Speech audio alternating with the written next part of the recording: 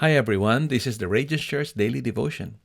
And our devotion today is entitled Be Thoughtful. Be thoughtful. In Filipino, maging maalalahanin. And this is now part number 9 of our long series, Good Manners and Right Conduct. Here's our verse for today. Proverbs 16:23. Wise people think before they speak, so their words are more effective. Ang mga taong wise daw ay nag-iisip bago magsalita para epektibo yung kanilang sinasabi. Punta tayo sa ating reflections.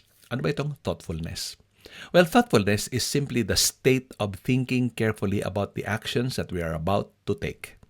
Concerning people, it is the quality of being kind and considerate of their needs. At work, it is thinking carefully about how to do something effectively and avoiding mistakes. So in a general sense, it is simply the process of creating a mental picture of the probable results of our actions. So bago ka gumawa ng isang bagay, ipipicture mo na sa isip mo kung ano magiging resulta nito o epekto nito sa aking mga kakausapin at sa aking mga gagawin. Ganyan ang mga wise na tao.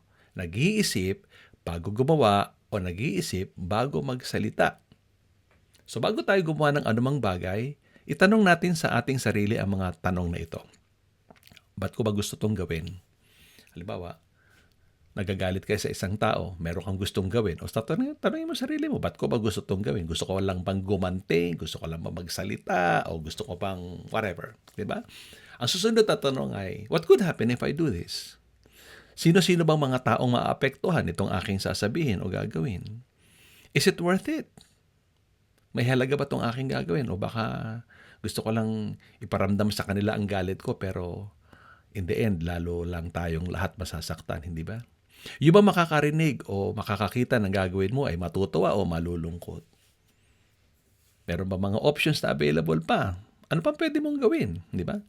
Kapag ang consequences ng isang bagay na gagawin mo ay irreversible, ang ibig sabihin na hindi na mababago, will you be able to live with it for the rest of your life? Matitiis mo ba ang epekto nitong gagawin mo habang buhay? Ano kayang isipin ng ibang tao kapag ginawa ko ito? Di ba? O ano kaya ang mararamdaman ko kapag ginawa ko ito? Ito yung mga questions for reflections.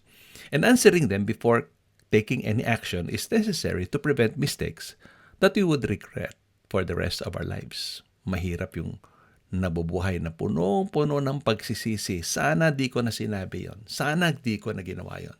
So para makaiwas sa mga ganong bagay, maging thoughtful. Na paano ba maging thoughtful? Well, thoughtfulness begins with a proper perspective of ourselves. Una, paano dapat ang tingin sa ating sarili? First, we practice humility. Mag-practice ng kababaang loob. Paano po ba yon? We put other people's concerns above ours. Ito po ang sabi ng Biblia, Philippians 2, 3, and 4.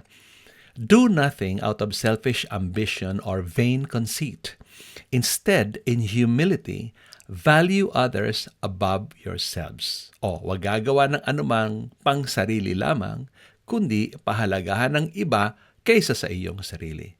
Narito ang karugtong, not looking to your own interests, but each of you to the interests of others.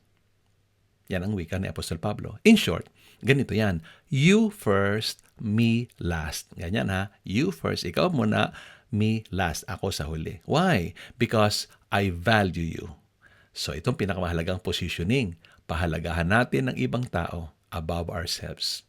Now, having that kind of a mindset will set us up for the proper exercise of thoughtfulness.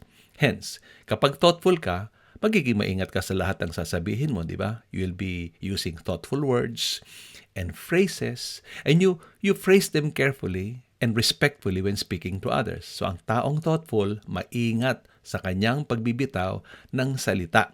Hindi nagsasalita dahil galit, nagsasalita dahil matalino at gusto niyang iparating lamang ang tamang impormasyon sa tao. Hindi magparamdam ng galit at poot. Pangalawa, habang nakikipag-usap, ang taong thoughtful ay nagpapakita ng empathy.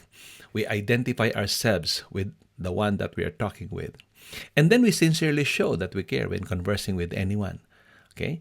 Dapat sa mukha pa lang natin, meron tayong mga physical body gesture or facial expressions na I care for you. So nakikinig ako. Sige, keep talking. Para lang yung nanonood ng sine.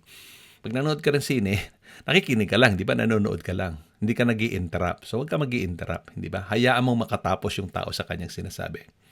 And then, be sure na watchful tayo sa ating mga actions, that we demonstrate thoughtfulness kahit saan man tayo naroon. Kapag may kausap, makinig.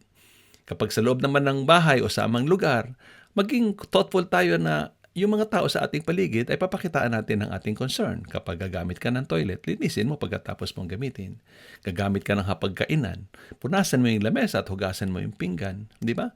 Gagamit ka ng living room, tumating ka doon ng maayos. Bago ka umalis, ayusin mo din. Hindi ba? Patayin mo yung TV, ayusin mo yung sala, at lahat ng mga bagay na dapat gawin. Yan ang thoughtfulness. Pag may natutulog, huwag ka maingay. Thoughtful yan. Hindi ba? Kapag merong mga taong nag-uusap sa ating paligid at meron tayong gustong kausap sa ating mobile phone, babaan natin yung ating boses. Yan ang thoughtful. At ang ating paboritong halimbawa ay kapag may mga kaibigan ka o mahal mo sa buhay na may birthday or anniversary o anumang special occasion, magpadala tayo ng kahit text message man lang o greeting card. O sa mga taong tingin nyo ay importante sa inyo, padala ng regalo. Yun ay thoughtful. At huwag nating kalimutan ang ating kulturang Pilipinong pasalubong. Kung saan mo kayo pupunta, siguraduhin nating meron tayong maliit na pasalubong kasi yung salitang pasalubong ay naalala kita habang hindi tayo magkasama. Di ba yan ang concept ng pasalubong? I remembered you when I was away from you. Ito po yung mga bagay na dapat nating alalahanin. These are all expressions of thoughtfulness na magbibigay sa atin ng kapayapaan sa ating mga buhay at magkakaroon ng matibay na relationship. Yun lamang po ang ating paalala ngayon. Ito po inyong kaibigan, Coach Ray Clemente mula dito sa Regent Church, Sydney, Australia. Magandang araw po sa inyong lahat at pagpalain kayo ng ating Panginoon.